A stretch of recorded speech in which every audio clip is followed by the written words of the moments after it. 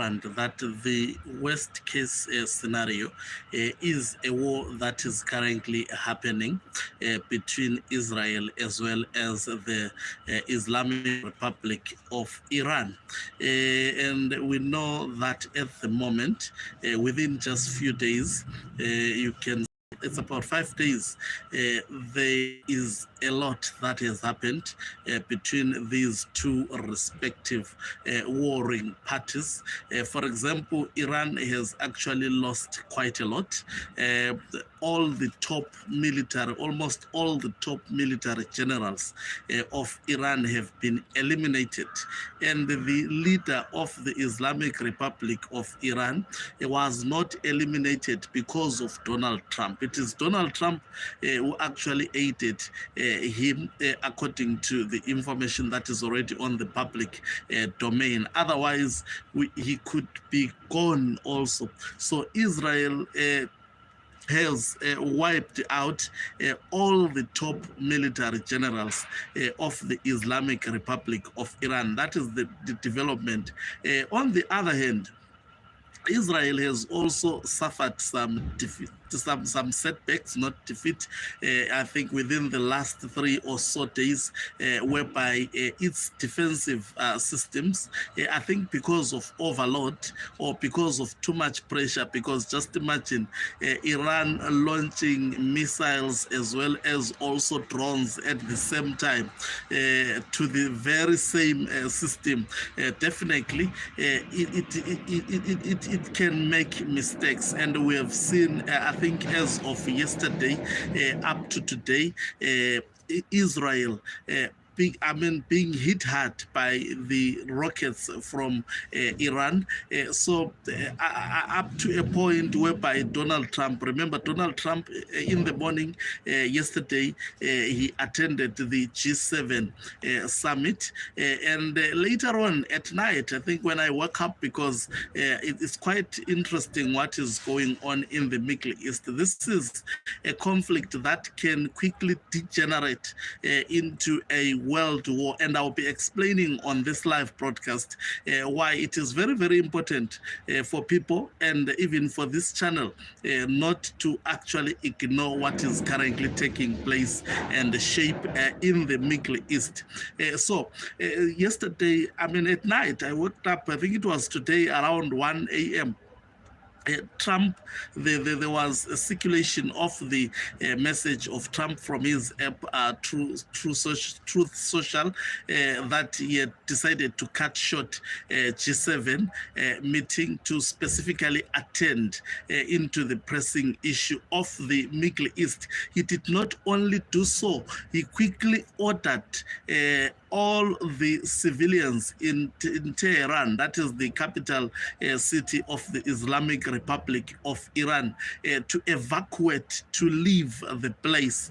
And that coming from Trump, Trump being the president of the United States of America, that is the superpower, that can actually mean something.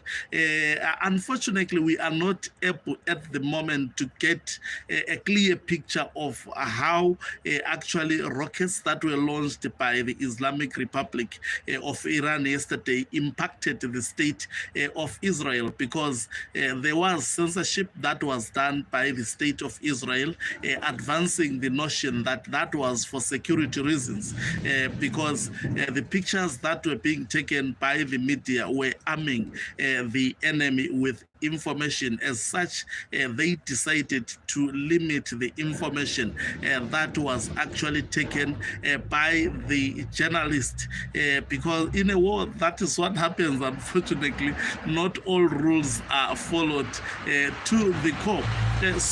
And also this statement that was written by Donald Trump, especially about Macron, remember also this situation is happening when Europe and America relations are not at all good as it was during the era of Joe Biden. We saw actually NATO being united, rallying against Joe Biden to support Ukraine against Russia.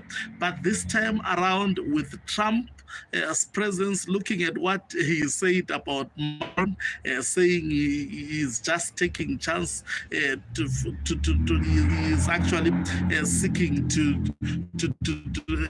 publicity by saying that back to the United States of America to clinch a ceasefire deal, of which Donald Trump has actually made quite clear that that is not what he is going back to the United States of America to do.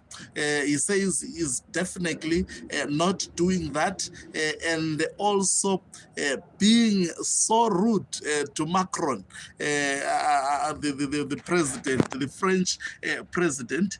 We know that also the utterances that have been uttered by Macron, especially regarding the conflict between Israel and Iran, Israel have not taken these utterances lightly. So under normal circumstances, if the United States of America is involved in a war with another country, according to NATO article, it must be Article 6 if I'm not mistaken, it simply means you have also, you are at war with NATO. But now if the United States of America, because from the look of things and from the words that have been said by Donald Trump, if he is actually calling for evacuation of the civilians within Tehran, that is war, which means he is signaling a war, that there would be something that would be done under his direction.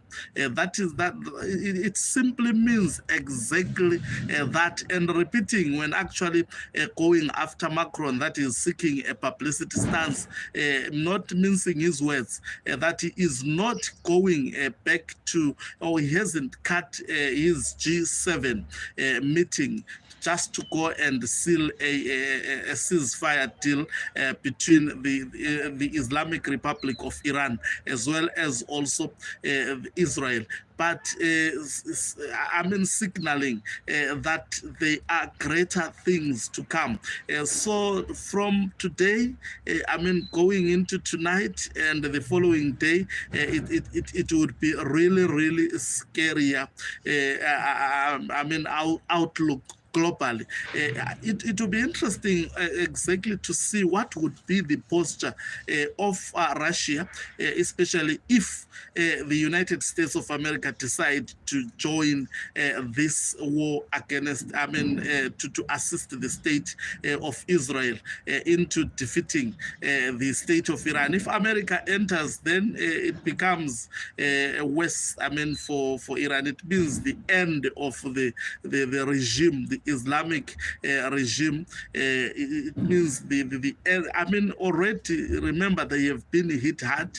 All their top generals have been eliminated, and Israel is bombarding Iran left, right, and center. As much as Iran is also retaliating, but the backup that Israel has, especially if it gets the necessary bombs to reach out to the nuclear tunnels of the Islamic Republic of Iran, then that would be the end of this whole game. It will mean an immediate crumbling of Iran. Remember, at the moment, especially the leadership of Iran is in the hands of the United States of America, because it is Trump who stopped the assassination of the leader.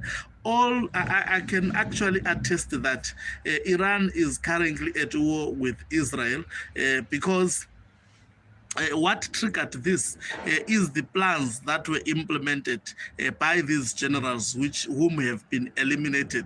So bringing in new, fresh blood, most probably without experience and without a clear view of why Iran was in this, is a miscalculation. Already, I understand also the newly appointed general was also eliminated today. So you can see that things are not looking good for Iran, and also it has been reported that Iran is seeking for a fresh dialogue between the state of Israel as well as the United States of America, of which Israel have said they are no longer interested. in any talks with the regime in Iran. What they want is that regime gone.